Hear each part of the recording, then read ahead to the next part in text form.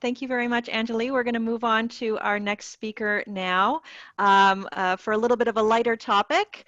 Elana is going to walk us through her summertime cocktail. Elana? Hello, everyone. So yes, thank you. My name is Elana Levitan, and I am the wine and beverage director, along with front of house manager at Town Restaurant on Elgin Street. So what is this super crazy long title that I have? I will elaborate a little bit further. Essentially what I do is I provide all of the beverages that you might consume if you come to dine with us. So I curate a cocktail menu that pairs with our Italian, Canadian themed food. So we only serve Italian and Canadian wine. And then in addition to that, I develop and create a seasonal cocktail menu that's constantly changing according to what ingredients we might have in season. So that's a little bit about what I do. In addition to that, I manage the staff and do the training and the hiring and all of that. That is because it's a really small restaurant that I work at. Town is an independently run restaurant. It's owned by a husband and wife who are very much present in the day-to-day operations of the business.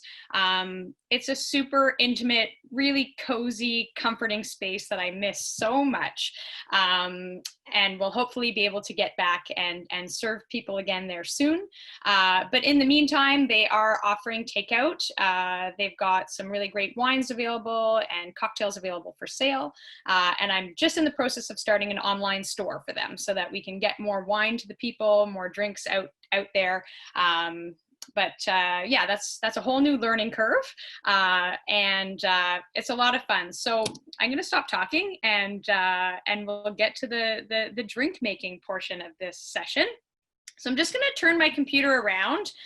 Bear with me. I imagine that you all might need to gather some things in order to make your drink. So I'm just going to talk first about the tools and equipment that I have here. And then I'm just going to disappear for a second to get some ice and my drink and my glasses, which are chilling in the fridge right now, because I don't have air conditioning, and the ice would melt in here if I had it out ready to go. So I have two different setups here. One is for the home bartender that is ambitious and has tools. The other is for the home bartender that enjoys using whatever they have lying around the house. I don't expect anybody to go out and buy any new things for this. It's certainly not necessary. But if you are interested in continuing to make cocktails at home and invest in some things, this is called a Boston shaker. It's a great tool to have. It makes 2 drinks at a time because it holds a lot of volume. Fits together, really easy to use. If you have one of these at home, you're welcome to use that today. This is a Hawthorne Strainer. It is meant to go with the Boston shaker. It will strain your liquid while keeping the ice inside of the shaker. It's a fun thing to have. This is a jigger. So what this does is it measures the volume of liquid that you're going to be putting into your drink. This one in particular is 1 ounce, and then it's lined at 1/2 ounce, 3/4 ounce, which is really helpful. This side is 2 ounces. I do not expect people to have these at home. So I'm hoping that most of you do have a tablespoon measurement. Essentially 1 tablespoon equals 1/2 ounce of liquid. So I'll be doing the conversions as we go, and I will be using the tablespoon measure for today's demonstration. Also, what I have here is a muddler. You can use anything at home if you have a meat grinder or something like that. This is essentially a tool that's just meant to break down any solids that you're going to be using in your drink to release the flavors and juices of whether or not you're using fruit, herbs, ginger, whatever. We are going to be using today a measuring glass. Hopefully you have some sort of thing at home that you can stir your drink in. If it's a bowl, whatever it may be, it doesn't really matter as long as you can stir your drink. So this is a bar spoon, but you can use any sort of spoon to stir your drink. I am using a spaghetti strainer today. This is just like a regular pasta strainer. Hopefully you have something close to it at home that we're going to use to strain our liquid into our glass with. And I have a knife here to cut up my jalapeno. If anybody is going to be using a jalapeno to make your drink a little spicier, you're welcome to do that. That is optional. I also have lemons here that are cut in half. I'm going to be juicing lemons for the cocktail.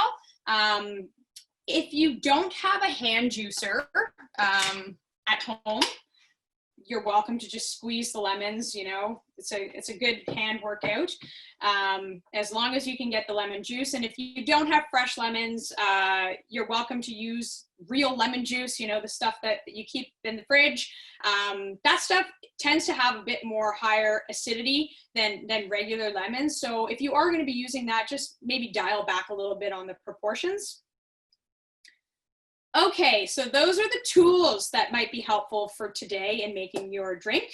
Now I will just walk you through the liquid portion of what we're going to be working with today. So this is a grapefruit basil syrup. This is essentially the foundation of the cocktail. This is what I developed the cocktail around. It's a really, really fun, light, fresh, slightly bitter, but sweet syrup. That's extremely versatile. So I specifically created this drink with gin because the botanicals in gin work really, really well with grapefruit. Grapefruit is a very common ingredient used in the making of gin, so they just naturally work really well together. And grapefruit and basil is such a lovely, fresh summer combination.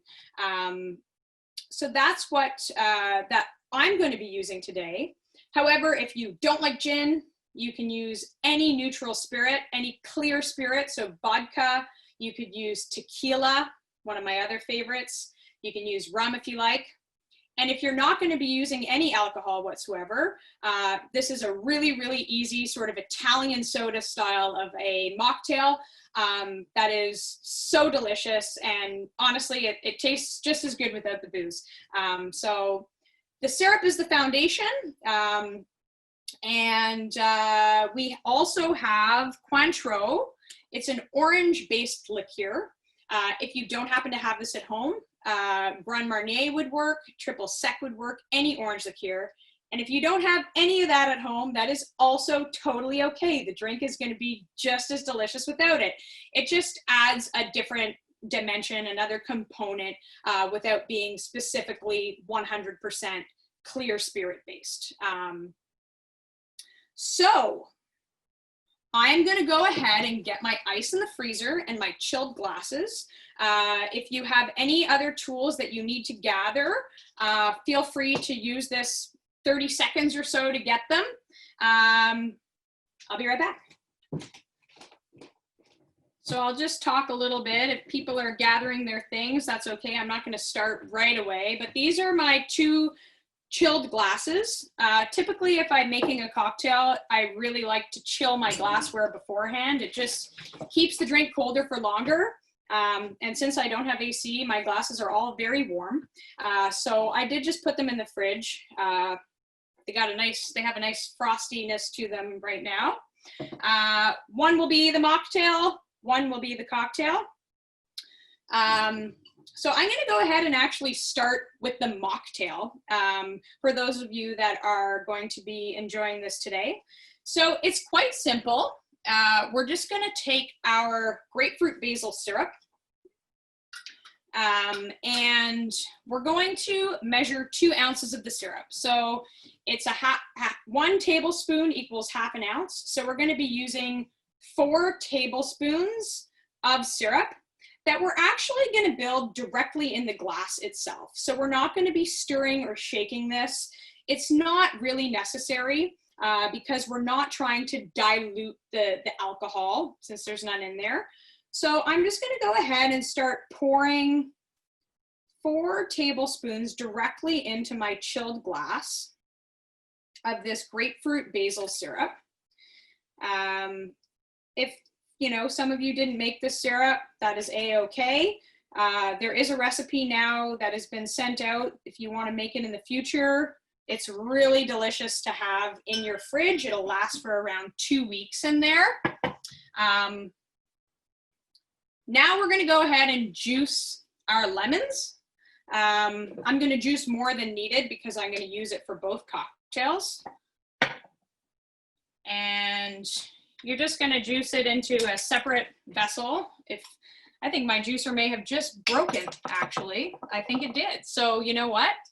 I'm going to just work my hand muscles and squeeze the juice into my glass here. I'm doing, basically the rule with lemons is 1 lemon usually yields about an ounce of liquid, just as a fun fact for home. If you don't have measurements or you don't want to measure things out, usually 1 lemon is about an ounce of liquid.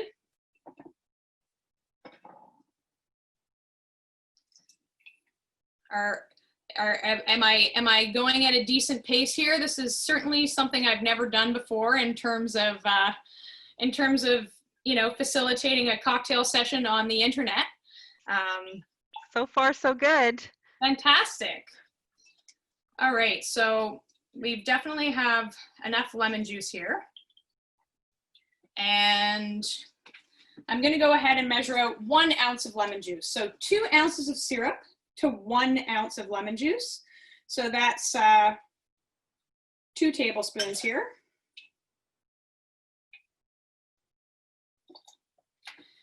Then I'm going to top my glass with ice.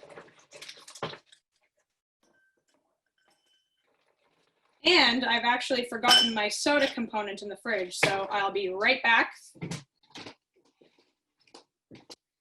right, I have my soda water here. Basically, you're just going to top that with soda. If you do want to spice things up, you're welcome to throw in a slice of jalapeno. You know, the more seeds that are in there, the spicier it's going to be. But if you do want to add a little bit of spice, you can throw a jalapeno in there. For our garnish, I'm just going to break off a piece of basil from my basil plant here. And a really nice trick, just, you know, to have for home, if you want to release some of the aromatics in your whatever herb you're working with, if you just give it a little hit on the back of your hand, it really, really releases those aromatics. So you can pop that in, give it a little stir. And there you have your delicious and refreshing grapefruit basil spritz to enjoy. So there's your mocktail. The cocktail version we're going to do now. If everybody's ready, are we still following? Are we still good? Terrific. Okay, so for the cocktail version, we're going to go ahead and start with our gin. This is a really beautiful gin that comes from Vancouver Island. It's the 2019 World's Best Gin. So that went to a Canadian gin. Really, really lovely gin here. So we're going to do 1.5 ounces of the gin. So that's 3 tablespoons right into our big mixing glass here. If you don't have an orange spirit at home, this is your opportunity to add an extra 1/2 ounce of the gin to make for a total of 2 ounces. You know, classic cocktails are typically 2 ounces or more. If you do have an orange spirit at home, this is the opportunity for you to add 1/2 ounce of that. So that is 1 tablespoon of your Cointreau. We're going to go ahead and add 1.5 ounces of our grapefruit basil syrup here. So again, that's 3 tablespoons. Bloop, bloop. And we're gonna add a full ounce of lemon juice. So that's 2 tablespoons.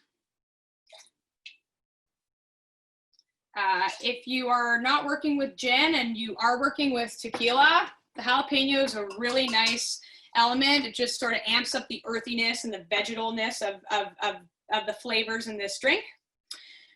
We are now going to stir our cocktail. So we're gonna throw in a pretty big handful of ice. It depends on how big your vessel is, but you do want to fill it about halfway up with ice. And we're gonna give it a stir for about 90 seconds. The difference between stirring a cocktail versus shaking a cocktail is it takes a little bit longer to actually achieve the effect you would get from shaking it, because you're not breaking the ice up at such a vigorous, rapid rate. You're stirring it, it's a little bit more delicate, but it is typically, you know, the most effective way to achieve a delicious, cold, diluted cocktail at home if you don't have a shaker. A shaker, you could essentially do this in 20 seconds.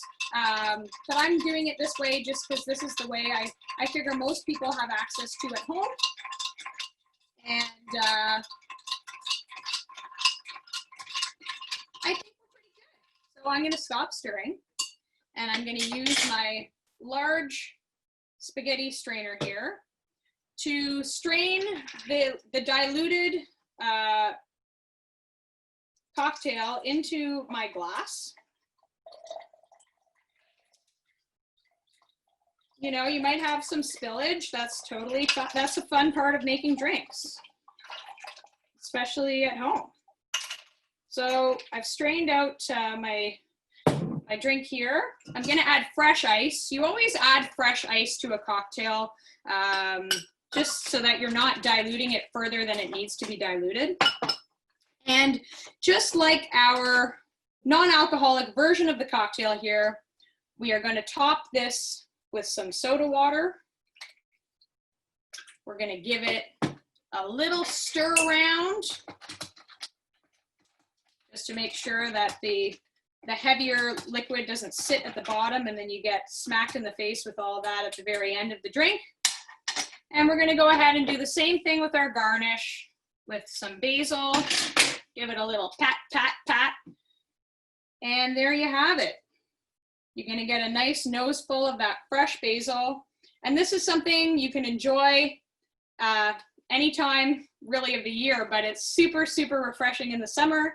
And it's really herbaceous and delicious. So I hope that if you're not enjoying it today, you can enjoy it some other time.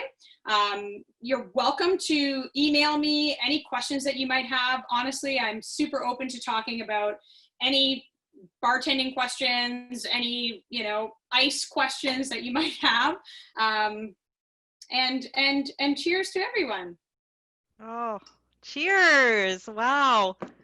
Thank you very much, Elana. Oh my goodness. I didn't have my ingredients ready, so I didn't make it. I saw a couple people making it. Can we get like a show of thumbs up if it's good? It sounds delicious. I'm seeing some thumbs up.